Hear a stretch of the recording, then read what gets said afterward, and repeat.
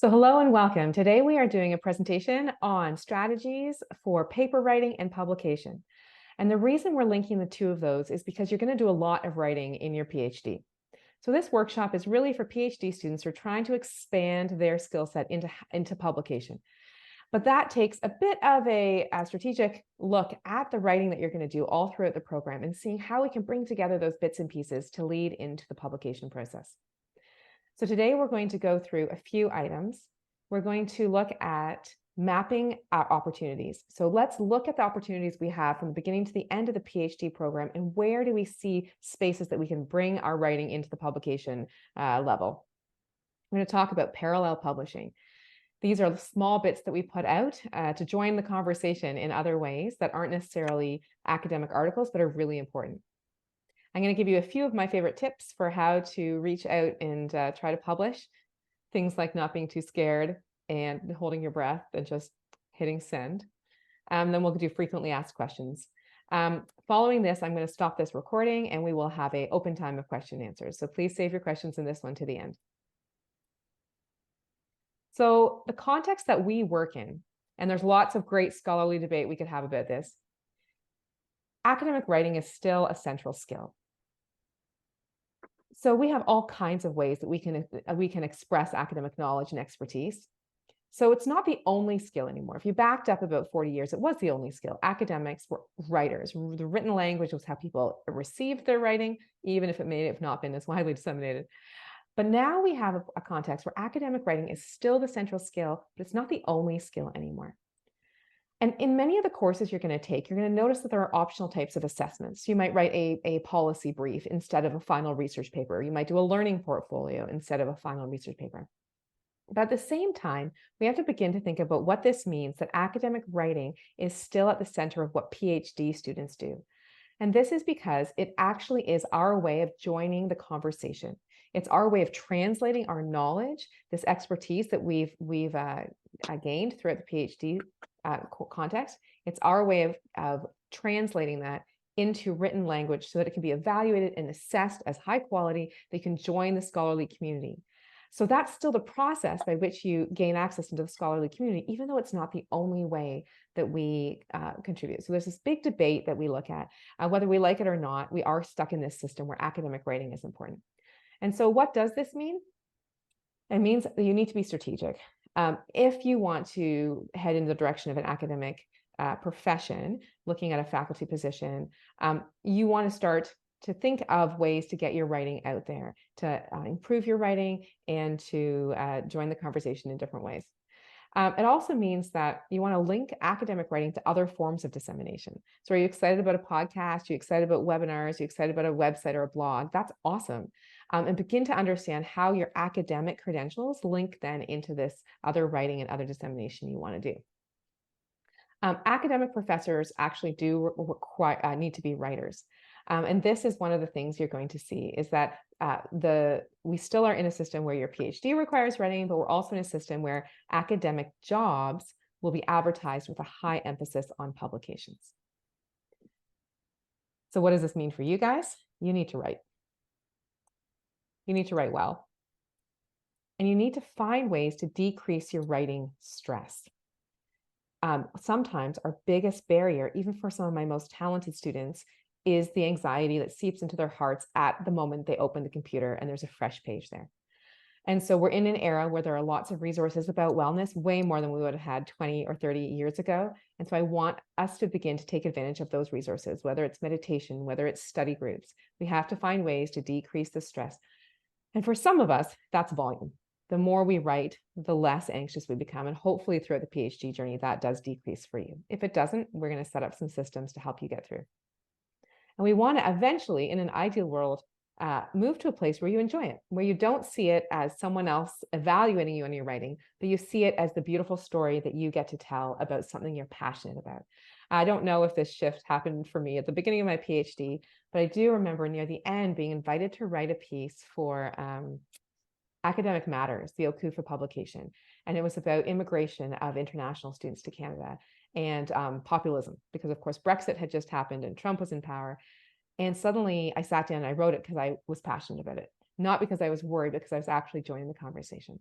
And part of that was that I got to write something that was short and sweet and didn't have anyone grading it. But we want to get you to that point where the thing that you have studied is so exciting to you, and that the writing is a new language that you speak more fluently, so that it becomes a smoother and more enjoyable process. There are so many books about writing as an academic. The idea of this being a new identity that you take on is a huge part of doing a PhD. So now you're a writer. And if you ever dreamed as a little child of being an author, and you remember writing a beautiful book or something, or a story at school and bringing it home, and your own illustrations were there and there were little underlines to make sure your printing was straight, if that ever excited you, put that hat back on and say, okay, they're asking me to be a writer now. Let's do this. And chances are you'll enjoy it a little more. But I've had all of these different books recommended. I would go to the library and flip through a few, perhaps, if you don't want to just purchase them, or if you're like me, you just purchase a whole bunch and then they come and you slowly give them away to everybody. So let's do a quick review. What is the writing that we talked about in the fall or in the spring that's related to your proposal? You have an introduction, a literature review chapter, a theoretical framework that some people do merge with a lit review, methodology, and that's going to be your proposal, and it's between 40 and 80 pages, depending on what your supervisor requires. Now, I've mentioned this before as the number one tip I was provided with that helped me enormously. Spend the time to make those first 4 chapters of your thesis things you could use for your final dissertation. It will save you an enormous amounts of time. So make them high quality. And then when you finish your data collection, you move into your dissertation, you write some chapters on your findings, you have a discussion and a conclusion. And there's variety in here. If you're doing a comparative study, you're probably gonna have a chapter on context. If you're doing a qualitative study, your findings chapter will have a huge section on your data, but you'll have quite a robust discussion section after that. So there are all kinds of different nuances there. Naveen's asked a question in the chat, which is super important. What's the total pages? That's a supervisor question. So your supervisor needs to let you know their expectations. I've known supervisors who will accept up to 300, and I've met supervisors who will not even read it if it's a word over 150. Please have that conversation with your supervisor. And as always, we can advertise. We also run sessions on how to find a supervisor. But if you're more in an acute place for that, if you're like, I need one now, I feel like I'm running behind, please book a one-to-one meeting with me and we'll get you sorted on that, okay? So this review is here because I want to begin to link all the types of writing together to begin to see how publications come out of them. So this is what we're aiming for as your proposal, this large piece of writing you'll do somewhere in your second or third year. How does everything else link to it? Well, let's take our imaginary student here. Imagine that they are asking this research question: how have government mandates to increase work-integrated learning contributed to new curriculum priorities at Ontario's colleges? So this student might take their first course is our 1803 seminar, part 2, 1804. This is all about building your doctoral journey. Then they might take a course on the college sector, a course on system-wide planning, which I don't think we've offered in years, but I saw it on the list and thought, why don't we offer this? It looks great. So I'm putting it there so you can all write some nasty letters to make sure this course comes back. And they might take a course on governance, and then a course on evaluation in higher education. So what are they going to come away from this with? Well, in theory, if they're dissertation focused, if there's someone who's trying to make an efficient, not exploratory journey of their coursework, and there are different ways of doing this. I'm just going to pause for 1 second. I can hear some chatting. Okay, there we go. So if they are someone who is very streamlined, they're like, I want everything to feed into my dissertation, so there's no wasted space. They might come away with from 1803 with a literature review on their topic and some exploration of the theories that they might use in their dissertation. From the seminar, they might come away with a strong rationale, a strong research question, and then sort of this beginning to dabble into their methods.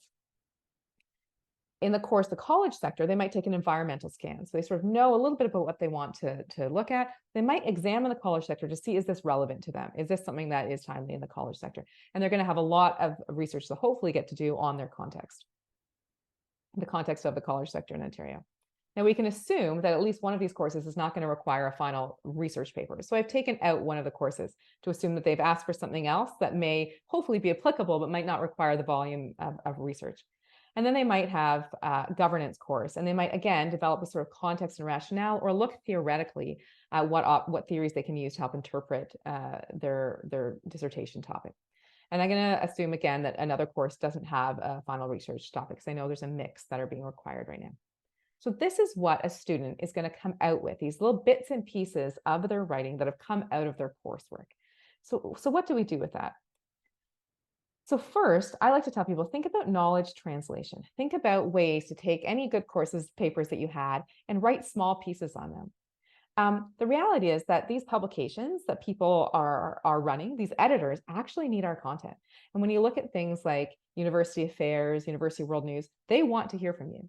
So knowledge translation is where you take these complex ideas and you become someone who writes them in plain language in short form summaries. And you're an expert now. And I think that's an identity that we have to adopt. So if you've done a research paper on the college system and work integrated learning for 3803, you know more than 99% of my students who come through this program, and probably 99% of your colleagues. And so that knowledge is actually really important. I don't say it to say that you have to put yourself out there, but actually we all need the research you've done. It's actually really important. We want to make sure that it gets translated into something people can use.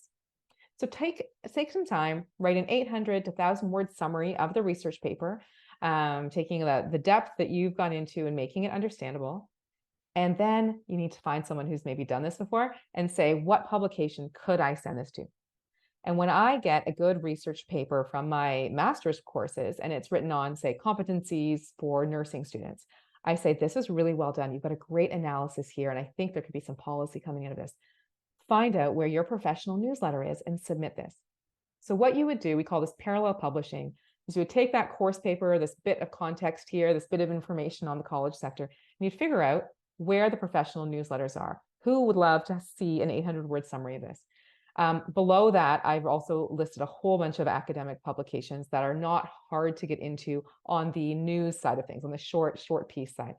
Some of them pay as well. Academic Affairs, The Conversation. The Conversation is a fun one. It takes Canadian academics' work, and I think it's weekly actually. And you translate that. You write something sort of more common language or more readable, almost blog style for this publication that comes out. And it has to be people who have done the research. So as long as you're someone, if you work in transition for undergraduate students and you've written a paper, chances are they'd love to hear from you. And if you have any A+ papers coming out of your coursework, and please don't get hung up on the fact that you may not have A+ papers coming out of coursework, but if you do, don't let these sit. Chances are the professor meant that you should publish it. That's usually one of our things. A+ is reserved for publishable papers, but do that. Set aside some time, ask me for some deadlines. I'm happy to read it again, but you've got an advantage. The professor would have given you feedback, so you put that in. And then sometimes you'll have to add 1,000 words or more. So give yourself a weekend or 2 weekends to do that. And then just try and submit it. The worst that's going to happen is they're not going to accept it. But consider how much you've learned as well. If you don't have an A+ paper, but you have an A- paper that you get why the professor said it was an A-, and you can change that, but you know the idea is really good. And they've said, this is a fabulous idea. However, I need you to fix these things. So I'm giving you an A- for that. No problem.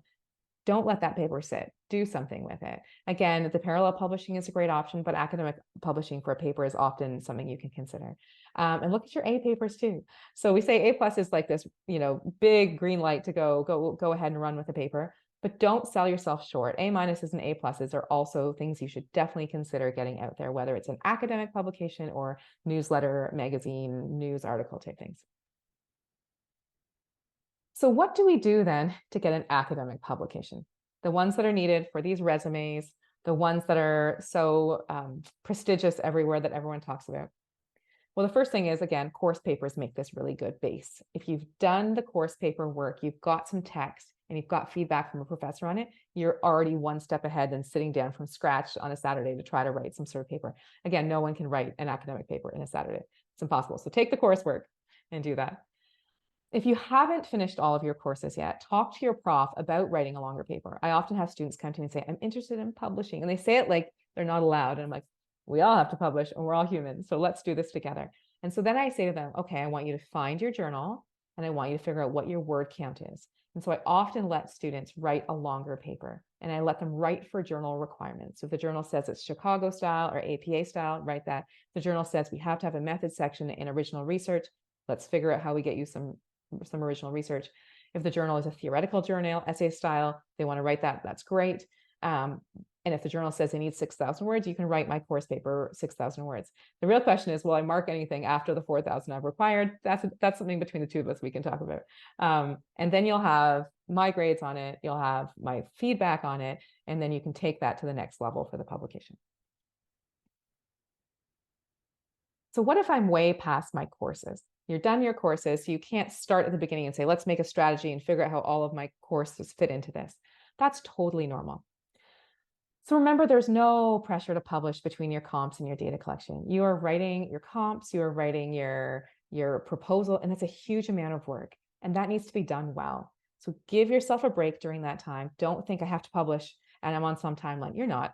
You need to get your proposal done. You need to get it done well, and then you can jump into your data collection. And then for some people, they enjoy this idea that they'll publish sometime between their data collection and the end of their dissertation, because it keeps them sort of fresh and gives them a short-term deadline that's not like the thesis, which is a marathon, long-term deadline. You're all writing a lot. Yeah, you're already writing a lot during that time, so be nice to yourself. So then when you do say, I'm at a place where I either have a course paper template from a year or two ago that I'd like to sort of make into a publication, or I have a bit of my, a couple of interesting pieces of data from my thesis I can't actually incorporate in my thesis. They were the side things students talked about. You have to ask yourself, what publication do I want to put this in? And this is not actually as impossible a conversation or a topic as you might think. Start with what you read in class. If you're part of our student development and student services strain, or you were perhaps for your MEd, find the articles that you've read the most for your own dissertation. Do you like the way that they're laid out? Do you like the things that this journal does? I remember I went to look at a journal that I thought would be just perfect for my own master's dissertation or thesis. And when I looked at it, I thought, oh, it's all quantitative. This is all big data. This isn't me at all. So I hopped over to a journal that was more specific about study abroad in the interviews that I had done. So it's okay not to go for something with a impact factor of 2 or whatever would be a high impact factor at the beginning. To publish and to demystify the fact that you can publish, pick something really relevant. The other reason is, even if the journal has this high impact factor, that's actually one of the ratings a journal gets, how many people cite it. The people who you want to read your stuff will actually be reading the journal that you probably read. So if I want to publish something on study abroad, it might not be a high impact factor, but it's going to get the people who study abroad. Very similar to a friend of mine who does who went through our language and literacy program and looks at plurilingualism among elementary school teachers. And she was getting some pressure to publish in something like the British Journal of Sociology of Education or whatever these big ones are. And she said, but I need the language learning people to read this. Like, I've done this study that they need to see. And so find something relevant. That's the takeaway. And make sure that the journal articles that are written in there are things that you like the style of, that you understand, that they would sort of speak the same language that you speak with your writing. I'm a big sort of template person, intro, methods, whatever we do, right? So I like to publish in journals that have a similar format to the way I write. Now, what sections are in the paper that you're going to write? This is another reason to check out that journal. Do they need a method section with original research? Are they doing more theoretical essay pieces? And then once you are trying to design what your paper will have, model it off a few of the articles that you see in there. Strong introduction, strong overview of your paper, strong background to the issue at hand, then maybe an introduction of some theories, then some methods, and then your findings and discussion. And so those are very standard sections. And if the journal has something different, something that you like because it's interesting, sort of maybe a personal narrative at the beginning, then you can add that in based on what the journal has. So write for the journal's requirements. If they say they don't want anything more than 6,000 words, don't give them anything more than 6,000 words. Any of us who have been on editorial boards get really frustrated, and it detracts from your great idea. If they say they want APA and you think, oh, I'll just change it later if they accept it. No, no, no. You meet their requirements in the first go. Make sure your grammar is excellent. There are all kinds, even ChatGPT will check our grammar now. Make sure your grammar is excellent. Make sure you have had other people read this paper, and make sure you meet the very basic requirements of citation style and word length. Just do it. So let's talk about what's going to happen after you hit submit. And remember, when you're trying to find on these journal articles these requirements, it will say for authors. So you go to the journal's homepage and you click on for authors or author requirements, and it'll give you everything you need. They're all pretty visible. And then you send off your paper, and probably anywhere from 4 weeks to 2 months later, they send you reviewer feedback. Sometimes they will say this really isn't meant for our publication, sorry, and you don't get any feedback. But typically they have spent time to send it out to 2 people who don't know you. It's anonymous, and those 2 people will send back feedback. And this process sucks. This is where you just need to have thick skin and a tender heart. So you just say, they don't know me, they're just writing on my ideas, and everything that they tell me helps to make this paper better. Feedback, advice, critique helps to make us stronger writers and better analysts. Every once in a while, you get someone who's a little out there as a reviewer, but for the most part, we want to make this analysis better. And they're often professors who have a very coachy mentality and they give you great feedback. But it can be hard. So what I always say is you just make a list, because you get these paragraphs of this is this and that. Take it and just make a one. I will change this. I will update this. I will add this citation. Once you make a list, it feels much more doable and less threatening. And then show a friend. Be like, they've given me this feedback. Here's the list I've made. Do you think I've covered what they want? Awesome. Then update their stuff. Sit yourself down for 2 hours just to start. See how long it's going to take you to update some of the things they want. And then you can use that list that you've made to respond as well, because they ask you to say, how have you addressed these changes? You say, this is how I've addressed them, 1, 2, 3, 4, 5. Okay, so that is a very quick summary of publications. And I'm going to go through some of the really common questions I get. Original research. So you're sitting there at the beginning of a PhD and you're like, I don't have original research until I do this dissertation in my data collection. So what do I do about that? Well, the internet is our data source right now. One of the great papers I read from a master's student who was able to send it off for publication, they wanted to know how many programs exist that are like the Vic-1 program at U of T, where students are in this pod of 25, and in their first year, they get to take all of these non-credit courses together, like how to write, how to research, how to, I don't know, pick your courses properly, how to stay emotionally healthy. These are such cool programs, and they actually have, the students who go through them have hugely high success rates. She's like, how many of these sorts of programs exist across Ontario? And she found something like 25. She looked at their syllabi, and she coded their syllabi to say what kind of themes, because they're not as regulated as something that's gone through governance, right? It's a non-credit course, also more of a program than an academic program, right? It's a wellness program or a student success program. And so she looked at all of them to see what similarities they had, what were the common skills they were giving, and then what nuances there were. And then she began to reflect on that in light of student success theory, student development theory. It was just great. And all of that was from the internet, and that's original research. So if you are very driven to publish at any cost, you can use a small internet search in a course paper to begin to develop something with original research. If you just don't have original research and you're not interested in that, the other way is when you make 2 areas of research talk to each other.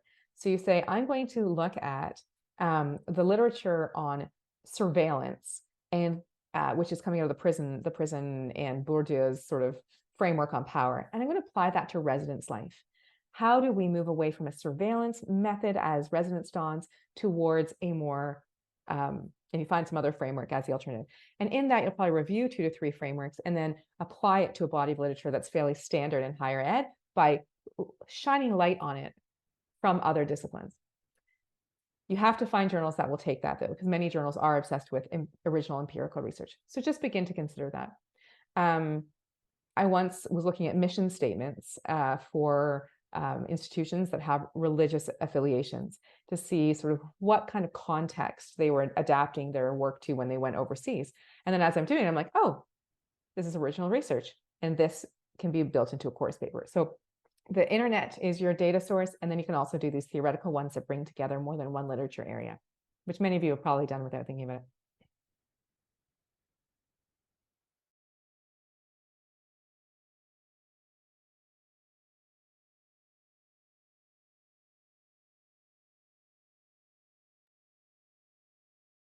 So this is a really big question I get.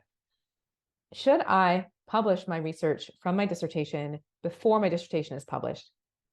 the chances are you're going to get a whole lot of information when you're doing your data collection that isn't narrowly focused on your question.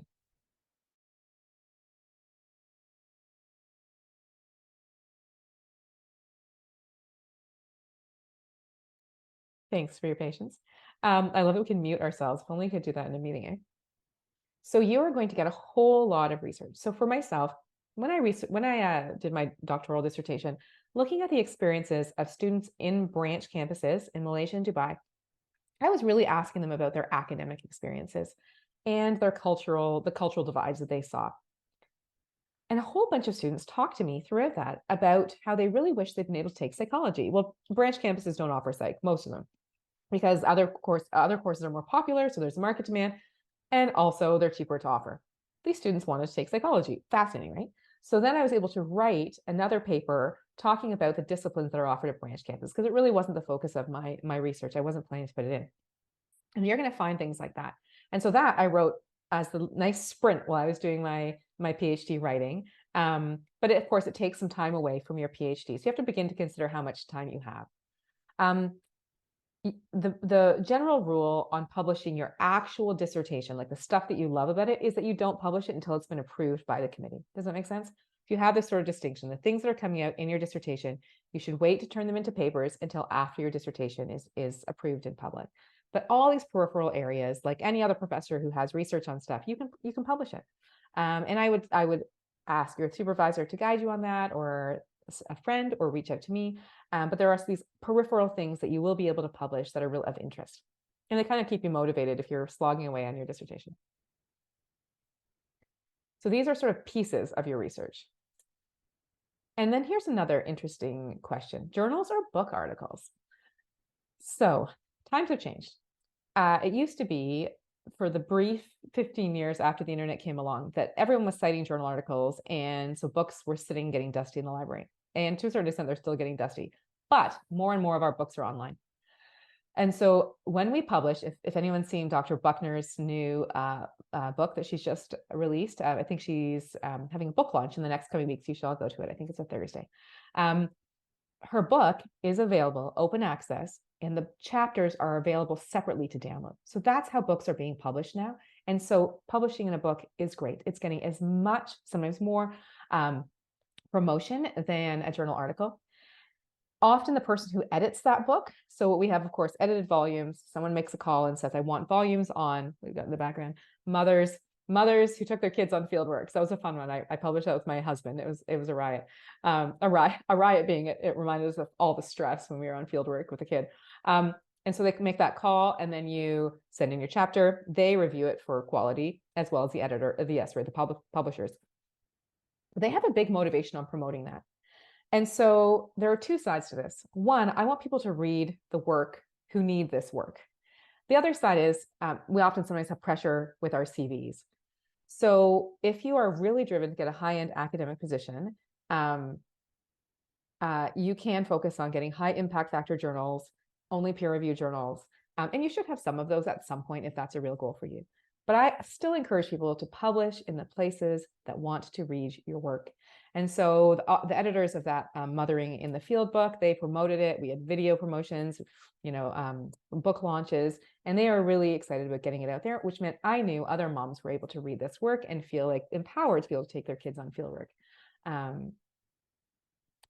So that's my, let's see what I actually put for my thoughts. Journals are great and they're prestigious.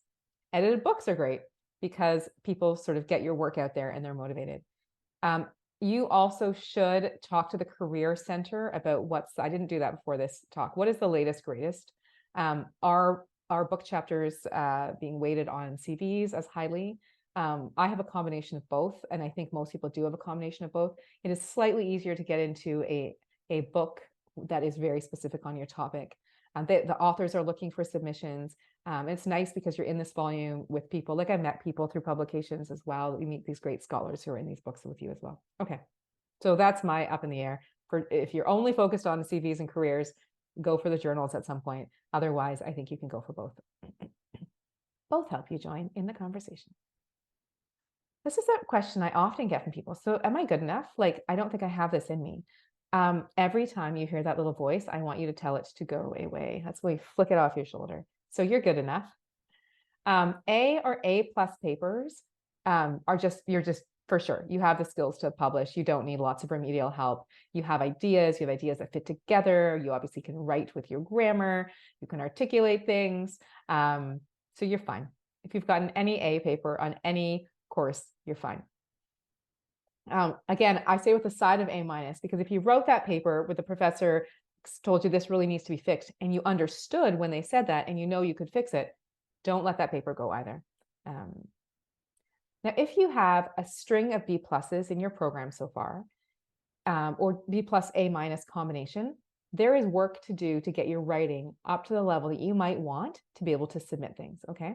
It shows that there's might be some gaps in the logic of your argument, perhaps some grammar problems that you need to fix. Perhaps you need to begin to figure out how to link ideas together in a more clear way.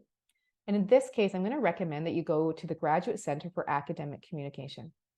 This is the GCAC. It's available to you as a U of T student. It's run for just graduate students, both for native speakers of English and non-native speakers. There are separate workshops for both.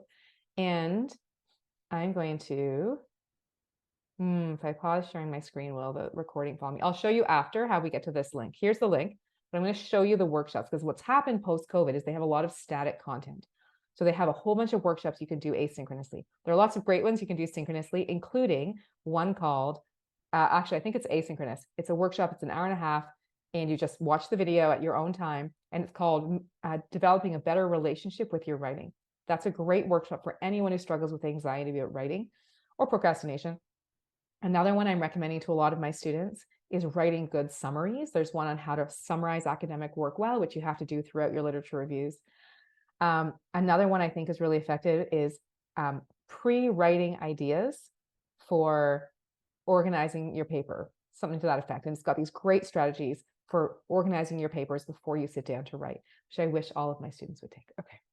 So here you go. I want you to see, to sort yourself out, not in a negative way, but I took millions of these courses. I used to lose my verbs and my tenses. Like, I'd say something was plural for my noun, and then I would get to my verb and I'd mix it up. And so these courses helped me take my writing from my B plus A minus level up to being able to publish 1 or 2 course papers. So I did this all throughout. I don't think you can do too many of these. However, you are all busy. So I think a reasonable goal for yourself would be 1 asynchronous workshop per semester. And they're only hour and a half video to watch at some point. Here's another interesting course question or common question that I get. 3 paper theses. If you're really driven to publish, you'll hear this idea that you can do a dissertation that's made up of 3 publishable papers. And the way this looks is you have a fairly strong introduction, and then your first paper is sort of like a literature review meets theory. It's sort of what you might have done, an expanded version of what you might do for 3803 or 3804. And then you have sort of a methodology section with perhaps context or the importance of this. And you have to figure out how to make that publisher, because it has to be this contained thing. And then, of course, the one that's easy to write is your findings. Some people do it alternatively. They do the literature review with a method section, and then they do 3 findings papers related to different aspects of their thesis. So this was really, really hyped about 10 to 15 years ago as like, our students need publications, we need to give them this. But what's changed in that time, lots of hype, it does look to publications, is it's really challenging for reviewers to see the cohesive theme in it. It's also difficult for you to write in a way that carries your argument all the way through the book, essentially, what a thesis is. And now your thesis is publicly available on TSpace. So if you're going to be publishing it, you have to limit when it gets published on TSpace. But TSpace is amazing, right?